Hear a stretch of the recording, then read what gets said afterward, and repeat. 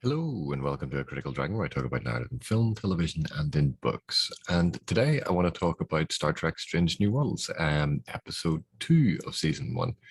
And once again, this is an episode of Star Trek that I really enjoyed.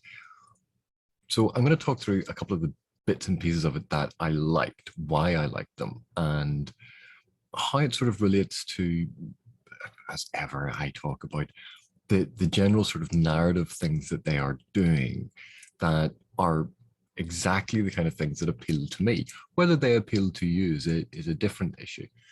But this episode is very much focused on Uhuru. So while episode 1 focused on Pike as the main sort of plank of the narrative, here we have the character at the center of everything that's going on being Uhuru. So it opens with Uhuru, just like episode 1 opened with Pike, and it kind of the main sort of thrust of what we follow is her first away mission. So we go through all of these different aspects. Now, one thing to remember is, just like in episode 1, while the episode is focused on Uhuru, while that is the central character arc that's being investigated, it's an introduction of her character, it's a development of her character, and it's setting her up for a full season arc of development. While that is happening, the show is at great pains to emphasize that it's still an ensemble cast. Pike is still the captain. Pike is still very important. There are other characters she is going to interact with, obviously, on her day. But again, every scene sort of does more than one thing. So when Uhuru turns up at the beginning for dinner at the captain's table, she's in full dress uniform because Ortegas has told her she might want to think about wearing her full dress uniform as a joke, as a prank. And she arrives at the captain's quarters. And the first thing that Pike does is he notices the dress uniform and laughs and just invites them in. That there is a camaraderie on board the ship, an easy camaraderie that even this cadet turning up, and on the one hand, you could view it as being slightly mean. Someone played this trick and Pike doesn't call out the other person, but it's the sort of the military aspect of it, of, yeah, this trick was pulled on me when I was a cadet. It's a tradition. And Uhuru takes it in her stride. But we see when she goes into the room, she goes over sort of to talk to some people, then sees the new engineer and Spock, and goes over, interacts with them, and they use that scene of Uhuru trying to find a place in the conversation to introduce background information about the new engineer, as well as develop Spock. And it's interesting that in this episode, Uhuru's relationship with Spock develops significantly. They share quite a bit of dialogue and screen time together. And it's interesting to map that development over time, that Spock as a superior officer initially is quite judgmental about Uhuru, but over the course of it comes to respect her as an officer. So it is a really interesting trajectory, because it again goes to Spock's character, not just Uhuru's.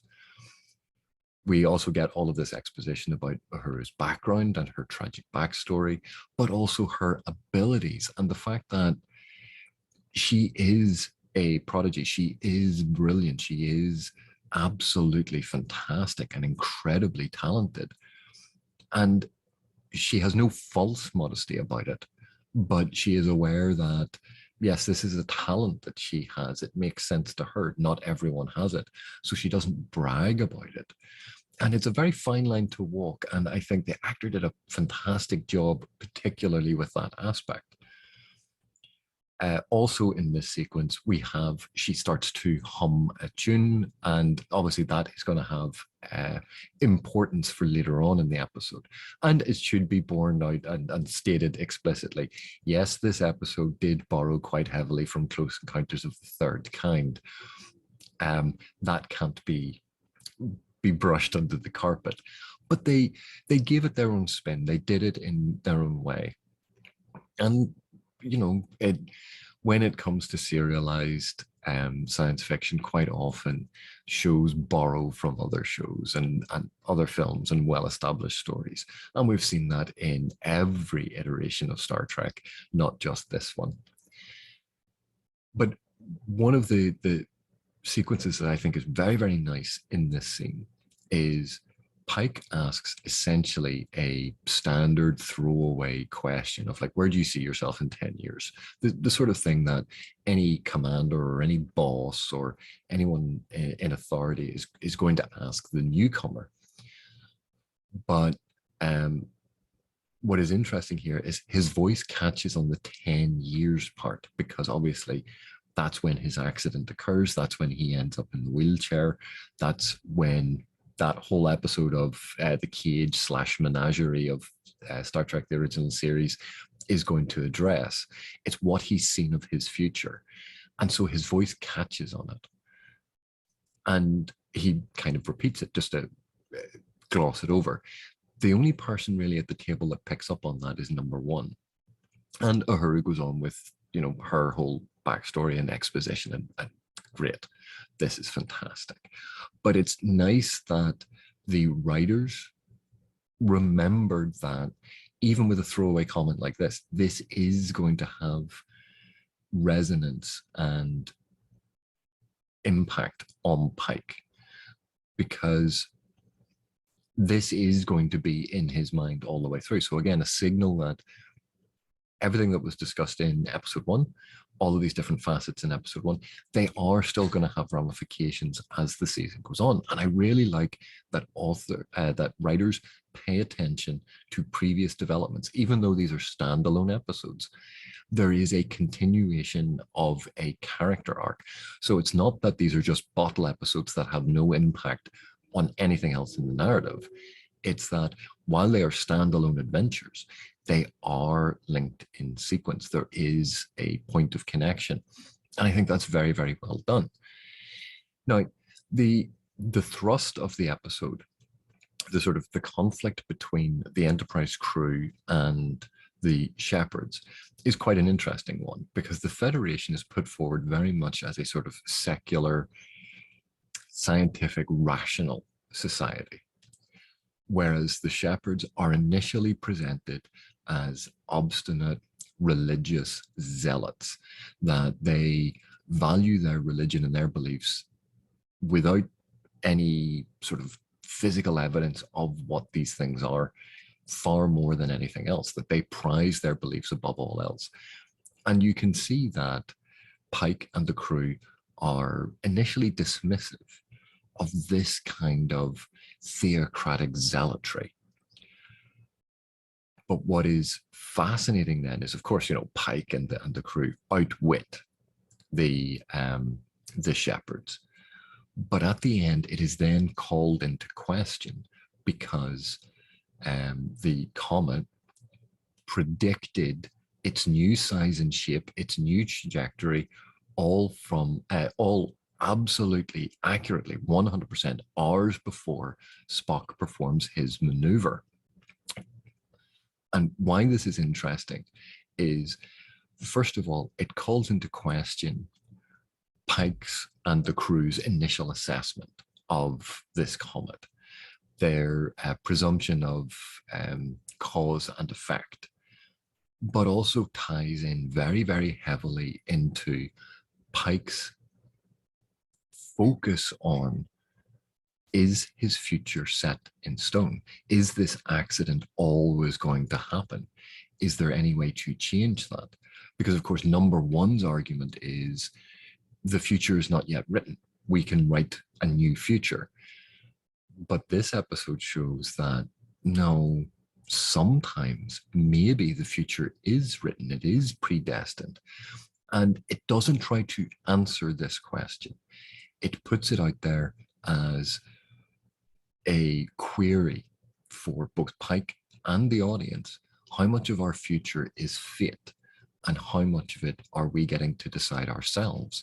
And this is it's a really interesting dilemma kind of at the heart of this, because Pike is dealing with having had a glimpse of the future. And so even though this episode is about Uhura, even though this episode is about showing her strengths and how she can problem solve and her abilities with language, that is a central focus of the episode. And yet, despite that, it still brings it back into the broader question of predestination versus free will, a question about the snap decisions that the Enterprise made about this very rigid spiritual belief that they kind of dismissed. And yet, at the heart of that spiritual belief, clearly there is something more. And so, in a roundabout way, it brings it all back again to what I would think of as the central sort of thesis of what this show is going for, which is the universe is bigger and more complex than we think, that it is wondrous, it is awe-inspiring, it is strange, it is weird, and it is frightening. That there are dangers out there, but it is a dangerous beauty. That there are wonders out there, but they can be frightening wonders. It's this dualistic conflict of the sublime, of these different potentialities of the universe. And that, again, is at the core of what is going on. But to bring it back to a different point that I want to make about the episode, again, while Uhura is going to be going on this away mission, we again get a scene with Nurse Chapel interacting with them. We get asides between Pike and Number One. We get the whole discussion of how the different crew members are going to function. That the episode is at pains to give different crew members their moment to be the focus of a scene, to show them as the dynamic one in the middle of the scene. Not just, even though the episode is focused on Uhura, that she is the focus of the scene. She is the focus of the episode, but certain scenes are actually Uhura being more passive and other characters being more active. So when they're getting their inoculations to go on the away mission, Nurse Chapel is really the one framed at the center of the scene, interacting with everyone. Even though, yes, this is Uhura's first mission. So it's very clever in that narratively, Uhura is at the center of the episode. But on a scene level, the scenes quite often focus on other characters with Uhura being present. And it is that balance that builds out the ensemble nature of the cast that I think really works well. And it is something that season 4 of Discovery started to do a lot more. But initially, so much of it was focused on when Burnham was in a scene, Burnham was the focus of the scene. There were these other characters interacting, but it was always, here is Burnham, let's focus on Burnham. And she was the linchpin that held the scene together. Here, it's the realization that you don't need the focus of the episode to be the linchpin of the scene. Another aspect of all of this that I quite liked is the easy comedy, the ease of, now it's not exactly laugh out loud, oh my god, this is so hilarious, this is the best comedy show I've ever seen, but the humor that is interwoven throughout the episode. And humor is very subjective, but the humor that's interwoven gives it a real sense of a lived-in universe, that instead of everyone being serious all the time, that, yeah, there are moments when people let their guard down, when they relax, because they cannot maintain 100% readiness and seriousness all the time. That would be exhausting. This is meant to be life aboard a starship for multiple years. So there will be practical jokes. There will be easy laughter. There will be people making reference to other things and having a joke. And even Captain Pike's aside to number one, where he's volte face, or not volte face, sotto voce, saying, I love this job, where obviously the whole bridge crew can hear him, because at the time they think, this is a comet, this isn't serious, we're going to do this and it's going to be easy. And then there's that switch when the comet displays the properties of having shielding, that, oh, hang on, and Pike becomes much more serious. So it's that awareness that, people do their jobs and they can laugh and enjoy doing their jobs. And then when the moment becomes serious, when it requires absolute focus, we go into work mode. And so even something as simple as that, I think, sells the believability of this construct. Now, like episode 1, there were a couple of minor things that I have quibbles with. And one of which is Sam Kirk beaming down with the away team. So on the away team, we had Spock as the chief science officer. We have Noonien Singh because she's the chief security officer. Both of those make perfect sense to go down on an away team. Uhura is on rotation for away team missions, and that's, are in on this mission. And then Sam Kirk, because again, it's exploring some sort of alien comet, and he is a science officer. So when they beam down, they end up in this cavern and they see a giant golden egg, and Kirk walks up to it and Spock says to him, don't touch it. And Kirk ignores him. He ignores an order from his immediate superior officer and touches it and suffers a shock. I dislike this for a number of different reasons. Number one, Kirk disobeys a direct order from his superior officer. And that annoys me. That annoys me when they've gone to quite significant pains to establish that military hierarchy and the chain of command on the ship. It just annoys me. Number two, this is a problem I had with a couple of episodes of Discovery where, on a First Contact or a Strange Thing, where someone who should know better just touches something alien. And they're meant to be out there exploring the galaxy, and they do dumb things like, I don't know what this is, I'm just going to touch it. And it always strikes me as very faux, very artificial, that someone who's meant to be an experienced person with traveling around the universe, seeing alien artifacts and meeting alien species, would do something so dumb as to just touch something without finding out what it is. So I hate that. The third reason why I dislike this is that this seemingly is meant to provide tension, because Kirk is now injured, they are on the comet, and they have to get Kirk back for medical attention. But the shield is up, and therefore they can't beam through it. So it's meant to ratchet up the tension of the scene. And I think this is entirely unnecessary, because the comet is going to hit a planet. We already had a time frame. We already had tension that these people had to get off this comet before it hit the planet. That countdown was already in place. You don't need an additional countdown to add additional tension. They all were already going to die. So this felt very much more like, yes, we're going to add in a bit more tension, and we don't really know what we were going to do with Kirk during these scenes. As it is, Noonien Singh has almost nothing to do in these scenes either. So the way that I sort of think around this, if someone had asked my opinion, would have been, when they beam down, they're walking across the surface of a comet. Something could have happened where it could have sublimated. There could have been a crack. Kirk could have fallen, been injured, and Noonien Singh and Kirk could have beamed back.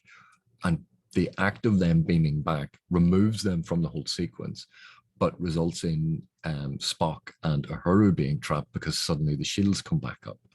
That it would leave you in almost exactly the same position. You still have the countdown to the comet hitting the planet, but now you're left with the two more dynamic people in those sequences to carry on with the investigation, because as Spock, being logical, would say, we're trapped, but there's nothing we can do to change that. We might as well carry on with the mission. And Uhuru being slightly freaked out, but they carry on with doing what they're going to do.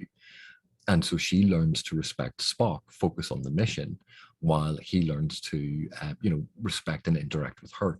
So there are different ways of doing it. It's not a perfect patch, but I think Kirk randomly touching the golden egg against orders, then ending up injured for no other reason than to provide additional tension in a scene that already had tension, that it didn't work personally for me. But all in all, again, I thought this was a really enjoyable, really interesting episode, asking big questions about fate, about predestination, about free will, about our concept and perception of the universe, showing us that while we think we have an understanding of things, there can be added dimensions to something that we haven't grasped yet, that we see mere glimpses of. This exploration of the universe is bigger than us. And I think all of those big questions are wrapped up into this episode. The development of Uhuru as a character. So we had Pike episode 1, we have Uhuru episode 2. The fact that we still have interactions of other characters adding to it, that it is truly an ensemble cast, and each of the scenes add to the central narrative event. It's not that, oh, the C plot in this is Nurse Chapel and the doctor are running around doing something that has nothing to do with the main episode. There's a lot of connectivity between scenes. There's a lot of connectivity between characters. And for me, this works really, really well. So, as you can tell, I greatly enjoyed it. Thank you very much for watching. Thank you for your continued support. I really do appreciate it. And I will see you in the next one.